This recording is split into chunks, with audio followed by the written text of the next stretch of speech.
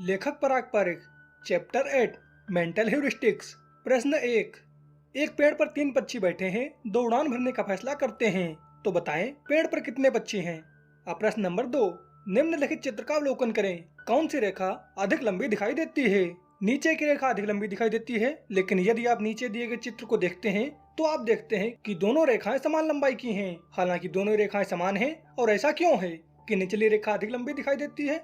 ऐसा इसलिए है क्योंकि जानकारी को संसाधित करते समय मस्तिष्क एक शॉर्टकट लेता है। यह सभी सूचनाओं को संसाधित नहीं करता है और इससे पक्षपात होता है। इस प्रक्रिया को मानसिक सांख्यिकी के रूप में जाना जाता है। अगर आपके पहले सवाल का जवाब 1 है तो आप एक मानसिक उत्तराधिकारियों के शिकार हो गए हैं। आपके मस्तिष्क ने जानकारी को ठीक से संसाधित नहीं किया। उत्तर है 3 पक्षियों का होना। 2 ने केवल उड़ने का फैसला किया था, वे उड़कर दूर नहीं गए थे। क्या मैंने आपसे कहा था कि वे उड़ गए? तो आप सही होंगे। शब्द सांख्यिकी की शब्द परिभाषा उस प्रक्रिया को संदर्भित करती है जिसके द्वारा लोग निष्कर्ष पर पहुंचते हैं, आमतौर पर परीक्षण और त्रुटि के द्वारा। यह अक्सर उन्हें अंगूठे के नियमों को विकसित करने की ओर ले जाता है, लेकिन यह हमेशा सटीक नहीं होते हैं। व्यवहार मनोविज्ञान की सबसे बड़ी प्रगति में से एक इन अंगूठे के नियमों और उनसे जुड़े त्रुटियों के आधार पर सिद्धांतों की पहचान है। बदले में इन नियमों को खुद को उत्तराधिकार कहा जाने लगा है। संक्षेप में निम्नलिखित 4 कथन ह्यूरिस्टिक्स बायस को परिभाषित करते हैं। नंबर 1, लोग सामान्य सिद्धांतों को विकसित करते हैं क्योंकि वे अपने लिए चीजों का पता लगाते हैं।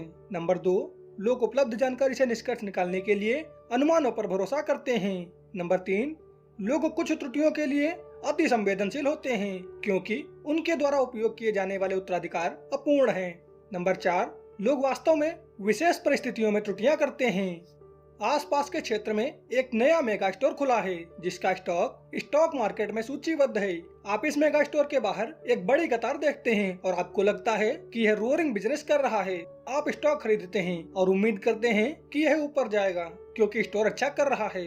लेकिन कतार के लिए कई कारण हो सकते हैं। स्टोर निश्चित रूप से महान व्यवसाय कर सकता है, लेकिन यह भी संभव है कि ग्राहक दोषपूर्ण सामान लौटाने के लिए कतार में हो, या शायद सेवा धीमी हो, या हो सकता है कि उस दिन आसपास के अन्य सभी स्टोर बंद हों। कतार के विभिन्न कारण हैं, लेकिन हमारा मस्तिष्क सभी संभावनाओं का वजन नहीं करता है और अद्भुत जानकारी पर निर्णय लेता है। शेयर बाजार दिलचस्प है क्योंकि निवेशक हर समय ऐसा करते हैं। रिलायंस इंडस्ट्रीज लिमिटेड का उदाहरण लें। जब कंपनी ने गैस नस्ल की खोज की थी तो इस खबर को निवेशकों द्वारा भुनाए जाने पर स्टॉक उछल गया, लेकिन हमें मानसिक विषमताओं के शिकार हुए बिना स्थिति का विश्लेषण करना चाहिए। गैस स्रोत की खोज की गई थी, लेकिन गैस की गुणवत्ता पर विचार करने के लिए अन्य कारक थे। कुओं की संख्या को ड्रिल करना, समय लगना, परियोजना की वित्त करने की योजनाएं आदि। इससे पहले कि मुनाफा हो जाए, अभी तक विश्लेषकों ने रिलायंस इंडस्ट्री लिमिटेड के भविष्य के मुनाफे की भविष्यवाणी की थी और इस तरह की आशाओं पर निवेशकों ने स्टॉक को बढ़ती कीमतों पर खरीदा था। जब मस्तिष्क सभी सूचनाओं और इसके निहितार्थों को संसाधित नहीं करता है तो मानसिक आंकड़े कैसे काम करते हैं। टेक बूम उसी तर्क पर बनाया गया था और हम जानते हैं कि इससे कितना नुकसान हुआ है। विकासवादी प्रक्रिया ने सदियों से मानव अनुभूति को आकार दिया। हमारे पूर्वजों ने अच्छी तरह से सेवा की, त्वरित गुणवत्ता निर्णयों के लिए अनुमति दी। आज हमारे जीवन की जटिलताएं बहुत डेटा को फेंक देती हैं जो हमारे दिमागों को बहुत आसानी से आत्मसात नहीं कर सकते हैं। वह आंकड़े जो हम संबंधित पूर्वाग्रह पर निर्भर करते हैं, जो हमारे निर्णयों की गुणवत्ता को कमजोर करते हैं। प्रतिनिधि विधर्मी। हम अन्य सभी घटनाओं के समान होने से किसी घटना की संभावना का आकलन करते हैं। इससे जुड़ा एक प्रमुख पूर्वाग्रह है प्रतिक्रिया। शेयर बाजारों में यदि नेता प्रभावशाली प्रदर्शन की रिपोर्ट करता है तो उस विशेष क्षेत्र के सभी शेयरों को लाभ होता है। इस्पात उद्योग की किस्मत बदल रही थी और टाटा स्टील ने कमाई और मुनाफे में वृद्धि की सूचना दी। कबाड़ और पेनी स्टॉक्स सहित सेक्टर के सभी शेयरों ने निवेशकों की रुचि को आकर्षित किया है। जब कपड़ा उद्योग ने अच्छे मुनाफे की सूचना दी तो न केवल उस क्षेत्र के सभी शेयरों में तेजी आई, बल्कि संबंधित उद्योगों में जैसे कपड़ा मशीनरी निर्माता, स्पिनिंग मिल्स, डाइज और केमिकल्स ने भी ध्यान आकर्षित किया। प्रतिनिधि अनुमानी निवेशकों के कार्यों को भी प्रभावित करता है। निवेशक नेताओं का अनुसरण करके अपने विभागों को दोहराने की कोशिश करते हैं। यदि वे पाते हैं कि एक अग्रणी फंड या ब्रोकर या एक सम्मानित व्यक्तित्व ने एक विशेष स्टॉक खरीदा है तो वे भी स्टॉक खरीदते हैं। एक तरह से यह झुंड मानसिकता को जन्म देता है। सामर्थ्य आकलन। एक असामान्य घटना पर व्यक्तियों का मानना है कि यह एक स्थायी प्रवृत्ति है वर्ल्ड ट्रेड सेंटर में 2 हवाई जहाज दुर्घटनाग्रस्त हो जाते हैं और अगले दिन दुनिया उड़ान भरना बंद कर देती है। निश्चित रूप से इस प्रकार की घटना के अगले दिन घटना होने के 1 लाख संभावना में से एक है। इसके विपरीत अगले दिन शायद उड़ान भरने का सबसे सुरक्षित समय है। पूर्ण बाजारों में विश्लेषकों का मानना है कि यह भविष्य में दोहराया जाएगा और स्टॉक पर तेजी लाने के लिए एक असामान्य रूप से अच्छी त्रैमासिक आय पर प्रतिक्रिया करेगा। बियर बाजारों में वे खराब तिमाही का अनुमान लगाते हैं और भविष्य के लिए भी इसका अनुमान लगाते हैं। 2004 की दूसरी तिमाही के सकल घरेलू उत्पाद में 10% की वृद्धि के अनुमानों से बाजार इस धारणा पर चल रहा है कि रुझान जारी रहेगा। वास्तव में इसे अच्छे समय को आगे बढ़ाने के लिए टिकाऊ होना चाहिए। हालांकि यह है कि निवेशकों के साथ सामंजस्य के आंकड़े कैसे काम करते हैं। Over confidence. यह एक ऐसे परिवार की कहानी है जो काफी अमीर था और एक आरामदायक जीवन जीता था। पिता कपड़ा व्यवसाय में थे और 8 साल से हमारे ग्राहक थे। वह एक सतर्क निवेशक थे। क्योंकि उनके पास शेयर बाजार का ज्ञान नहीं था, इसलिए वे मेरी सलाह से चले गए क्योंकि यह उनके रूढ़िवादी स्वभाव के अनुकूल था। तो उनका बेटा कॉलेज में था जो एक चार्टर्ड अकाउंटेंट बनना चाहता था।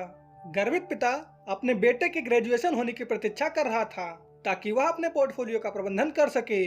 मैंने उसे आगाह किया था कि इन्वेस्टमेंट एक्यूमेन चार्टर्ड अकाउंटेंट बनने के साथ नहीं आती है, लेकिन उनका दृढ़ विश्वास था कि चूंकि इसमें नंबर क्रंचिंग शामिल था और स्टॉक निवेश सभी बैलेंस शीट विश्लेषण के बारे में था, इसलिए उनका बेटा एक उत्कृष्ट निवेशक होगा। अपने ग्रेजुएशन स्तर की पढ़ाई के बाद बेटे ने पूर्व अनुभव के बिना परिवार के पोर्टफोलियो पर कब्जा कर लिया। एक दिन उन्होंने निवेश के कुछ फैसलों के बारे में मुझसे पूछताछ की और मैंने उन्हें आवश्यक स्पष्टीकरण दिया। 1 महीने के बाद वह अपने पिता के साथ वापस आया। मैं उनके प्रश्नों को सुनकर हैरान और व्यथित हो गया। उन्होंने वित्तीय सेवा क्षेत्र में कुछ शेयरों को सूचीबद्ध किया था जो काफी बढ़ गए थे और जानना चाहते थे कि मैंने उन शेयरों को क्यों नहीं खरीदा। मैं थोड़ा परेशान था क्योंकि सवाल हिंडसाइड सूचना पर आधारित था, लेकिन मुझे लगा कि यह मेरा कर्तव्य है कि मैं उनकी शंकाओं को स्पष्ट कर सकूं। मैंने समझाया कि ये फैंसी स्टॉक थे और उनके मूल्यवान में कोई योग्यता नहीं थी। मैंने उसे यह भी बताया कि यह बुलबुला जल्द ही फूट जाएगा और स्टॉक में कोई खरीदार नहीं होगा। आपकी स्थिति में आपको पता होना चाहिए कि ये शेयर ऊपर जाएंगे। यह मैंने भी किया। दुर्भाग्य से मैं आपका पोर्टफोलियो नहीं संभाल रहा, या फिर अगर संभाल रहा होता तो यह बहुत अलग होती। मेरे पास इस अनुभवहीन ओवर कॉन्फिडेंस से भरे जवान आदमी को कहने के लिए कुछ नहीं था। गर्वित पिता ने उसका समर्थन किया। बेटा जल्द ही बाजारों में एक सक्रिय खिलाड़ी बन जाएगा। फिर 1995-96 में बाजार क्रैश हो गए। यह पैसा खो गया। पिता को आघात लगा और परिवार को मुंबई छोड़कर गुजरात में अपने गृह नगर में बसना पड़ा। यह सब बेटे के ओवर कॉन्फिडेंस के कारण हुआ। उसके जैसे और भी कई लोग हैं। मेरी सलाह है बाजारों का सम्मान करें। वे दिलचस्प हैं क्योंकि हम उन्हें समझ नहीं सकते हैं। सतर्कता का एक शब्द कोई भी व्यक्ति जो पेशेवर रूप से वित्तीय उद्योग में व्याप्त नहीं है और यहाँ तक कि अधिकांश जो हैं जो किसी भी तरह से एक निवेश पोर्टफोलियो को सक्रिय रूप से प्रबंधित करने का प्रयास करते हैं, संभवतः ओवर कॉन्फिडेंस से पीड़ित हैं। सफल निवेशक कभी कभी मानते हैं कि वे कुशल हैं क्योंकि वे अपने निवेश के साथ अच्छा कर रहे हैं। हालांकि वे महसूस करने में विफल रहते हैं कि उनका निवेश प्रदर्शन शेयर बाजार के प्रदर्शन का परिणाम है, जरूरी नहीं कि उनकी व्यक्तिगत क्षमताओं का। शेयर बाजारों में तेजी के समय में म्यूचुअल फंड्स का प्रदर्शन बेहतर होता है। परिभाषा के अनुसार वे बाजारों को पारस्परिकता पर कब्जा करते हैं। यह इस बिंदु पर है कि फंड मैनेजर ओवर कॉन्फिडेंस हो सकते हैं और सभी को अधिक व्यवसाय से बाहर कर सकते हैं। एक प्रसिद्ध कहावत है, एक बढ़ती हुई ज्वार सभी नावों को उठा लेती है। इसके लिए एक कोरोलरी, एक बढ़ता हुआ बाजार सभी अहम को बढ़ाता है। वर्तमान में हमारा राजकोषीय घाटा चिंताजनक है, लेकिन बाजारों का मानना है कि हम इस आसन्न संकट से निपटेंगे। क्या बाजार दुर्घटनाग्रस्त हो सकता है? जैसा कि यह बताता है कि विश्लेषक सरकार के राजकोषीय प्रतिमान को दोष देंगे, लेकिन आज कोई भी शॉर्ट सेलिंग करता है वह शायद मूर्ख ही होगा, क्योंकि यह कम समय में कड़ी मेहनत के खिलाफ जाने का भुगतान नहीं करता है। इसके अलावा कोई भी भविष्यवाणी नहीं कर सकता है कि यह पूर्वानुमान योग्य आश्चर्य कब आएगा। एंकरिंग और समायोजन। एग्जाम्पल 1, जल। मुझे अपने व्यवसाय के लिए तत्काल 50 लाख रुपए की आवश्यकता है। मेरे पास कुछ सोना है और मैं इसे बेचना चाहता हूँ। क्या आप मेरी मदद कर सकते हैं? ब्रोकर, आप सोना क्यों बेचना चाहते हैं? इसके बजाय अपने पेंटा फॉर स्टॉक को बेचें। आपने इसे 150 रुपए में खरीदा था और अब इसे 1000 रुपए में उद्धृत किया गया है। जल, नहीं, यह नुकसान होगा। कुछ महीने पहले इसकी कीमत 1800 रुपए थी। वास्तव में अगर वह स्टॉक को बेचने के लिए नहीं जा रहा है तो उसे नुकसान नहीं होगा, लेकिन वह 1800 रुपए की कीमत के लिए लंगर डाले हुए है। उसे विश्वास है कि गिरावट अस्थायी है। वह जो महसूस नहीं करता है वह 1800 रुपए की अवास्तविक कीमत है और शेयरों की कीमतों में गिरावट की संभावना कम है। नुकसान उठाने के बाद यह एक और कारण है कि अधिकांश निवेशक